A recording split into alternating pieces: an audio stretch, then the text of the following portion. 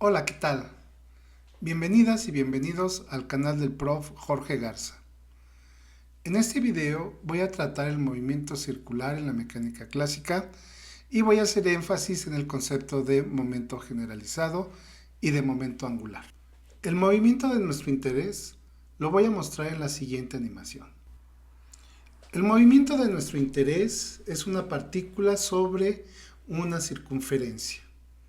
En este caso, en el lado izquierdo, estamos poniendo la perspectiva de este movimiento en 3 dimensiones, aunque en realidad solamente se da en un plano.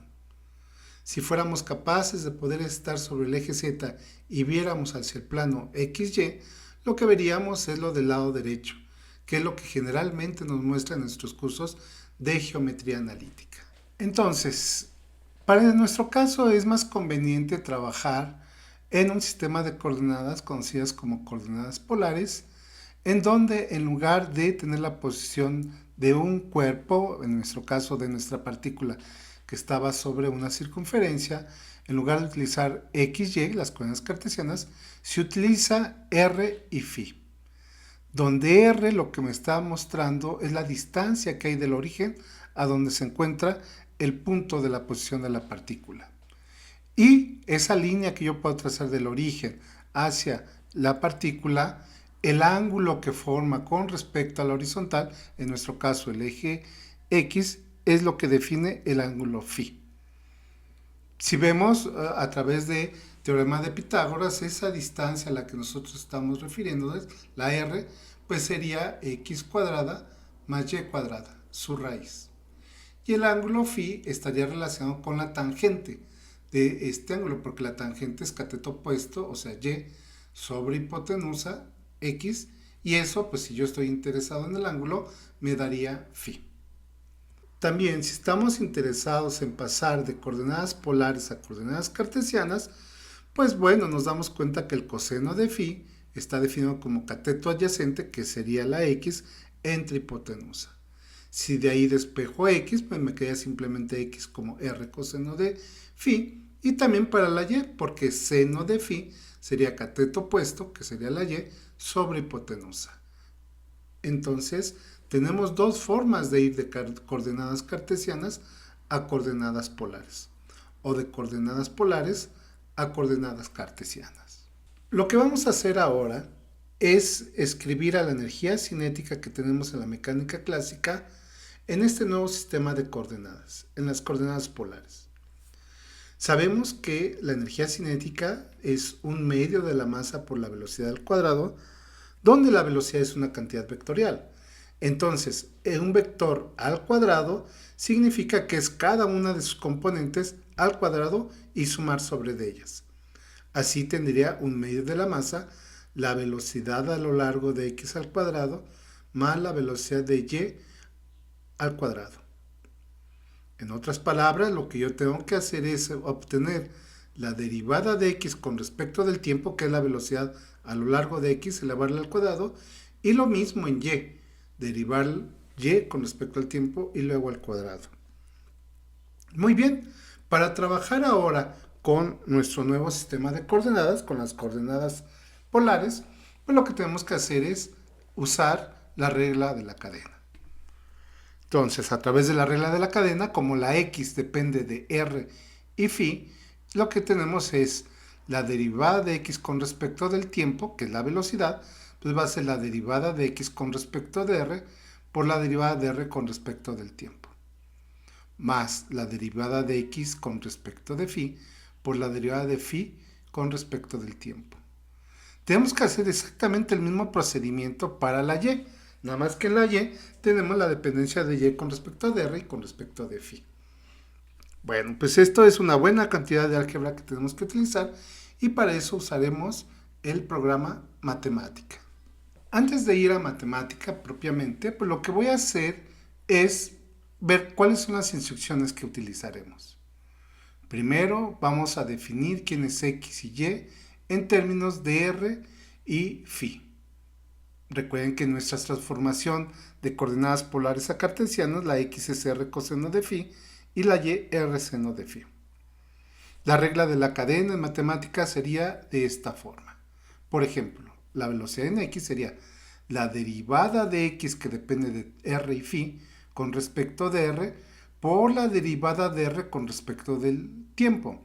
Aquí lo que estoy haciendo es, con esta comilla, indicando implícitamente que hay una dependencia de r con el tiempo, más la derivada de x con respecto de phi por la derivada de phi con respecto del tiempo. Y luego hago exactamente el mismo procedimiento, pero en lugar de utilizar la coordenada x, utilizo la coordenada y. Ya que tengo esto obtenido, pues elevo al cuadrado la x, la velocidad en x, al cuadrado la velocidad en y, y luego simplifico. Lo que me tiene que dar como resultado es algo así. Vayamos a matemática. Muy bien, dentro de matemática he definido lo que les mostré hace un rato, a x y y en términos de r y phi, de esta forma. Y luego lo que voy a hacer es precisamente aplicar la regla de la cadena tanto en x, a lo largo de x, como a lo largo de y, para la velocidad en x y velocidad en y. Y ya lo tenemos. Por ejemplo, si yo quiero ver cuál es la expresión de la velocidad en x, pues va a ser esta. Si yo quiero el cuadrado de esa velocidad en x y sumar el cuadrado de la velocidad en y, tendría algo así. Y si le indico a matemática que me simplifique, me da precisamente el resultado que yo había puesto hace un rato. O sea, es la derivada de r con respecto del tiempo al cuadrado, más r al cuadrado por la derivada de el ángulo con respecto del tiempo al cuadrado.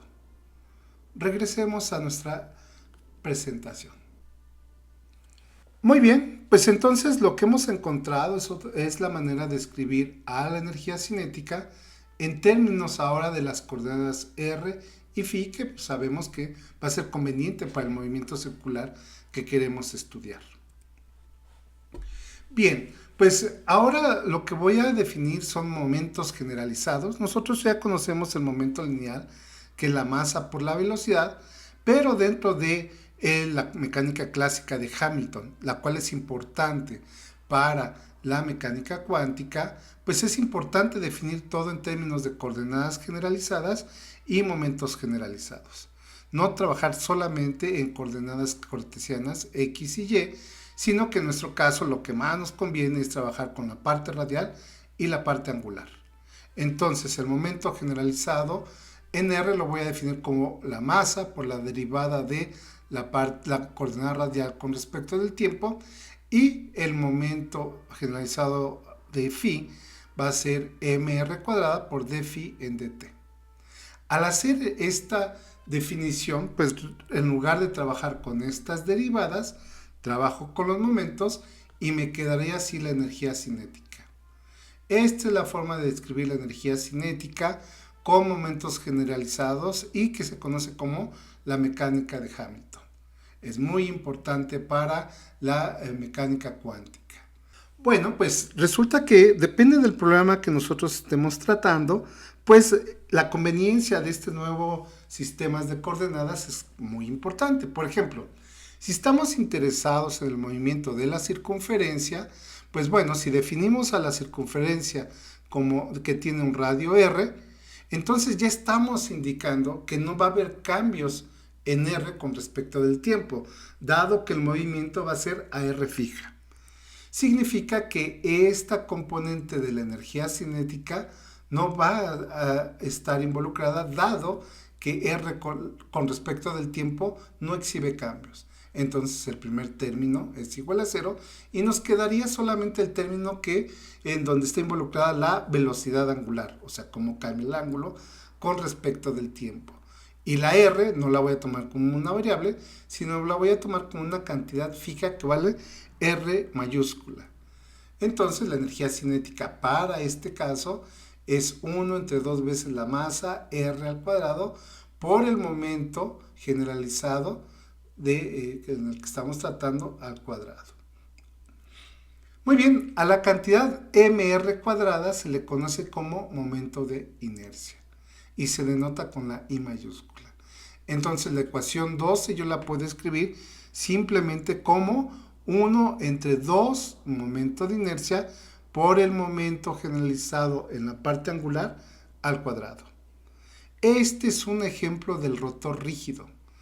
Pensemos que tenemos, por ejemplo, un lápiz sobre una mesa y yo lo pongo a girar, está puesto de manera horizontal y lo pongo a girar. Seguramente lo han hecho en alguna ocasión jugando cuando les queda un poco de tiempo o están pensando para resolver una tarea de mecánica clásica y ponen a girar el lápiz de forma horizontal.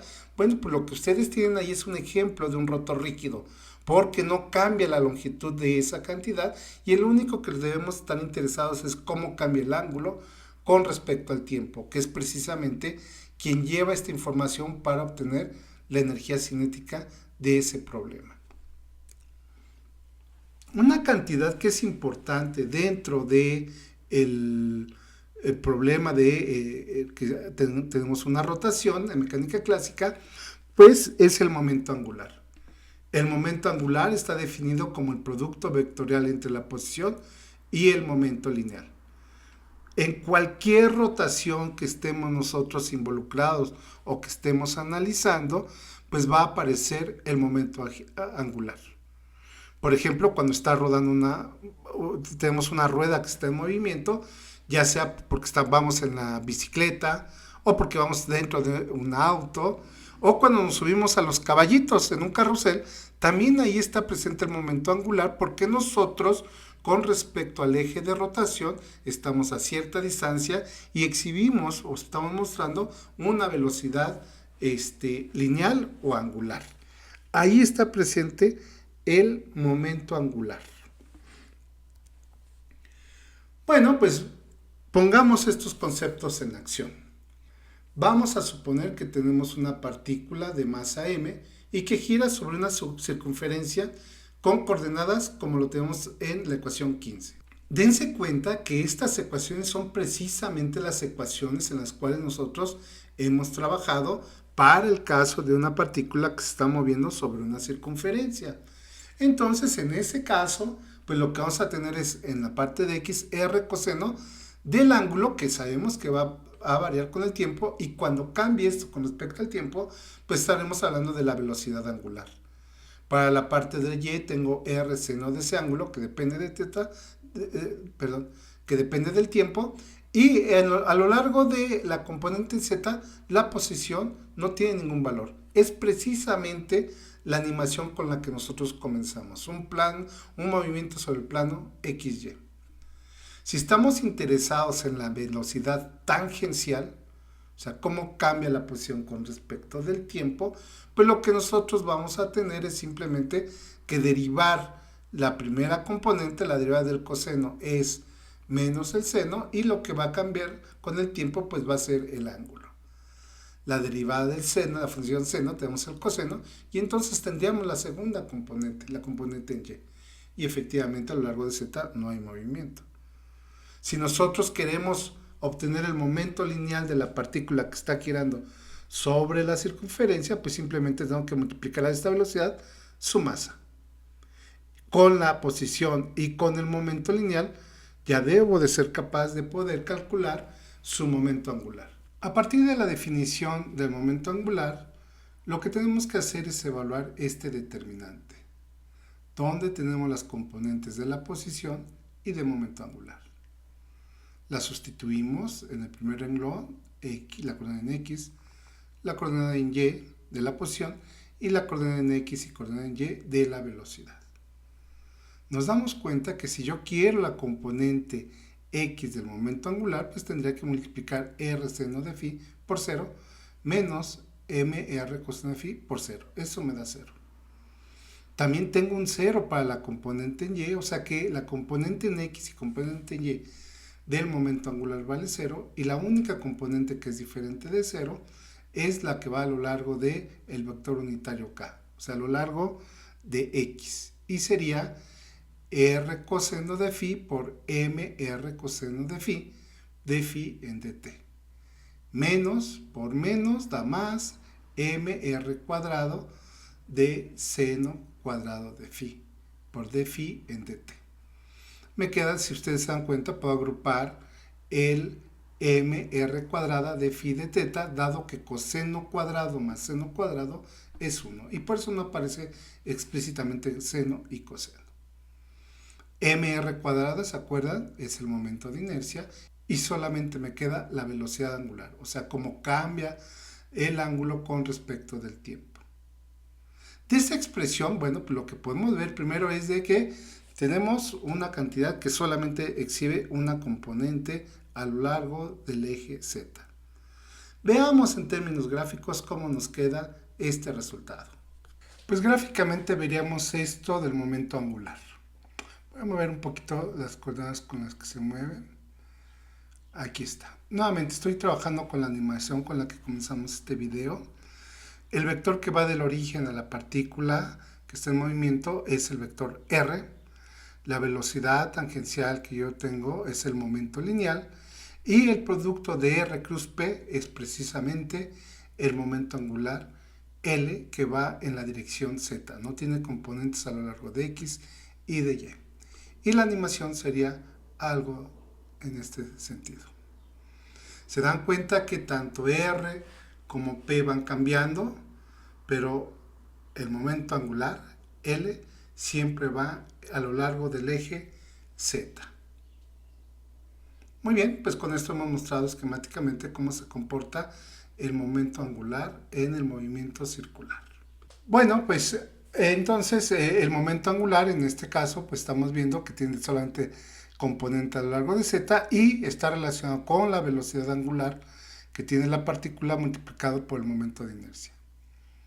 Si nosotros a esta cantidad al momento angular la derivamos con respecto del tiempo, pues otra vez a lo largo de X y Y, las componentes van a seguir siendo 0, y aquí lo que tendría sería la segunda derivada del ángulo con respecto del tiempo, o sería la primera derivada de la velocidad angular con respecto del tiempo.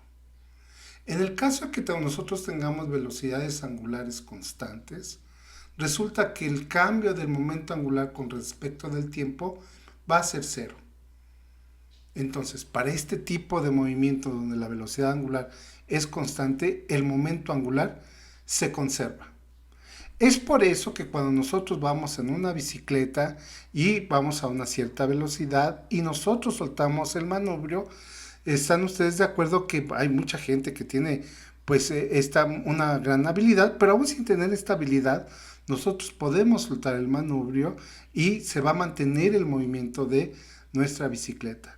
Y es porque el momento angular se va a conservar, va a mantener la dirección en la que se encuentra y entonces nosotros vamos a poder seguir moviéndonos sin que nosotros tengamos la posibilidad de caernos. Muy bien, pues espero que con esto les haya ayudado un poco para entender los elementos del movimiento circular. Hasta luego.